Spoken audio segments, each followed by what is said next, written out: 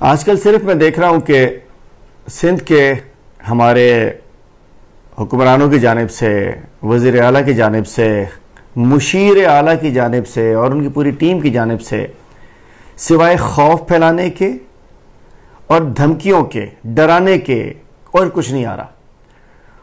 एक तरफ से आपने सुना होगा कि वज़ीर आला साहब ने कहा था कि जी सिंध की अमवात तो पूरी दुनिया से बढ़ गई, फिर कहा था कि पता नहीं कितने सारी अमवात एक्स्ट्रा हो गई, खौफ फैलाया जा रहा था। दूसरी जानिब नादिरशाही अहकामात जारी हैं। मोटरसाइकिल पर कोई डबल सवारी हो या कोई खातून बैठी हो, जेल में डाल दो। कार में 4 बंदे इकट्ठे हो जाएं, FIR काट दो। SOP पे फैक्ट्री कोई दुकानदार अमल ना करे, केस बना दो। फैक्ट्री ओनर किसी SOP पे अमल ना करे, आपकी बने हुए सर्विस पे, उस पे भी उसको बंद कर दो। और एक और सुना ऑर्डिनेंस बनाना चाह रहे हैं कि अगर किसी ने कोई कोरोना का मरीज ने किसी ने कोरोना फैला दिया तो उसको 2 लाख से 10,000 रुपए, 10 लाख तक का जुर्माना। मतलब सिर्फ नादिरशाही कवानीन, पहले ही लोग परेशान हैं, लोग भूख में हैं, लोग बीमारी में हैं, और उसके बाद सिर्फ धमकियां, इसको अंदर कर दो, इसको बंद कर दो, इसको जुर्माना लगा दो, इसको ये कर दो, इसको वो कर दो। मैं पूछना चाहता हूं कि कोई SOP है, कोई आपने ऑर्डिनेंस बनाया, कोई कानून बनाया, कोई नोटिफिकेशन निकाला कि जिसने गंदा राशन पहुंचाया उसके साथ क्या करना चाहिए, जिसने राशन अभी तक नहीं पहुंचाया उसके लिए क्या करना चाहिए, जिसने वादे के मुताबिक घर में लोगों को बंद तो कर दिया लेकिन उनकी भूख का, उनकी परेशानी का इलाज नहीं किया, कि उसके लिए कोई ऑर्डिनेंस है, उसके लिए कोई नोटिफिकेशन है, उसके लिए कोई SOP है, उसको कौन बंद करेगा?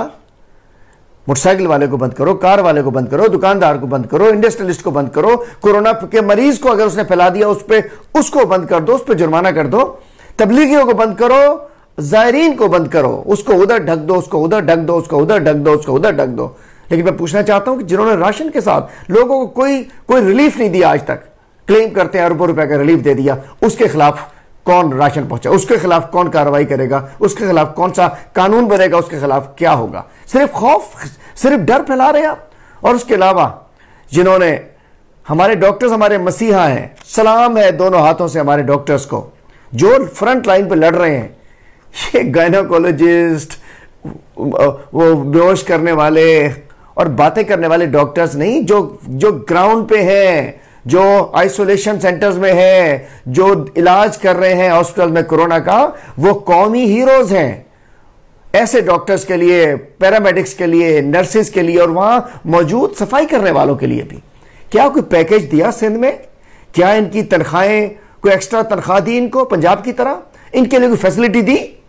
लेकिन जो लोग जिनसे जो सिर्फ बातें कर रहे हैं बस वो ठीक चल रहे हैं। लेकिन मैं कहता हूं जो ग्राउंड पे बेचारे हमारे डॉक्टर साहिबान जंग लड़ रहे हैं, उनके लिए आपने क्या किया? और उसके अलावा उनके खिलाफ क्या किया? वो इंतजामिया कि एक खातून को सिविल हॉस्पिटल के अंदर 5 दिन, जमशेद खान ने हमारी बेटी को, इस शहर की बेटी को, सूबे की बेटी को 5 दिन मर्दों के साथ आइसोलेशन वार्ड में रखा, उसके बाद जानवरों का, बिल्लियों के हवाले कर दिया उसको। और उसके अलावा गुज़िश्ता रोज हैदराबाद में एक साहब जाते हैं, उन्हें दिल का हार्ट अटैक होता है, उन्हें कोरोना समझ के और उनके भाई को बंद कर दिया जाता है। वो चीखता रहता है नौजवान कि मुझे दवाई दो, मुझे दवाई दो, मेरा इलाज करो, मेरा इलाज कोई नहीं आता, कि शायद तुम कोरोना वाले हो। और उसके बाद वो मर जाता है। उसके बाद पता चलता है कोरोना नहीं था। कल रात से एक वीडियो चल रही है कि अस्पताल में डेड बॉडीज पड़ी हुई है मरीजों के साथ। वो किसकी जिम्मेदारी है? वज़ीर आला साहब, आपकी जिम्मेदारी है। इन सबको फैसिलिटेट करना आपकी जिम्मेदारी। आप तो बस इसको बंद कर दो, उसको बंद कर दो, उसको जेल में डाल दो, उसको कैद में डाल दो, उस पर जुर्माना कर दो, उस पर यह कर दो, बस सब कुछ अहकामात। आज इस खौफ दूसरी जानिब मजलूमियत, भाई माफ कर दो, माफ कर दो। राशन वालों से भी आपने माफ मांग लिया है कि भाई माफ कर दो, राशन ना मांगो। मैं पूरे सिंध में जाके मूव कर रहा हूं, लोग ढूंढ रहे हैं, लोगों के कारोबार बंद पड़े हैं। बड़ा अच्छा लगता है, बड़े बड़े लोग जो आप लोग बड़ी बड़ी गाड़ियों में बैठते हो, हम सब लोग जिनको राशन का इश्यू नहीं है, पूछो उनसे जिनके घर में राशन नहीं है, पूछो उनसे जो छोटे छोटे कमरों में बंद है। आप कहते हो बाहर ना निकलो। आज एक वीडियो आ गई बड़े उसमें कि जी घर से बाहर ना निकलिए, बच्चे बिल्कुल नहीं निकलना चाहिए। मैं कहता हूं बेशक कर्फ्यू लगाइए, लेकिन जिसके बच्चे भूखे हो क्या घर से बाहर ना निकले? जिसके घर में बीमारी हो घर से बाहर ना निकले? क्या आपके पास कोई एम्बुलेंस सर्विस है? क्या आपके पास कोई सिस्टम है कि घर पे राशन पहुंचाए, घर पे एम्बुलेंस भिजवाएं, घर पे डॉक्टर भिजवाएं?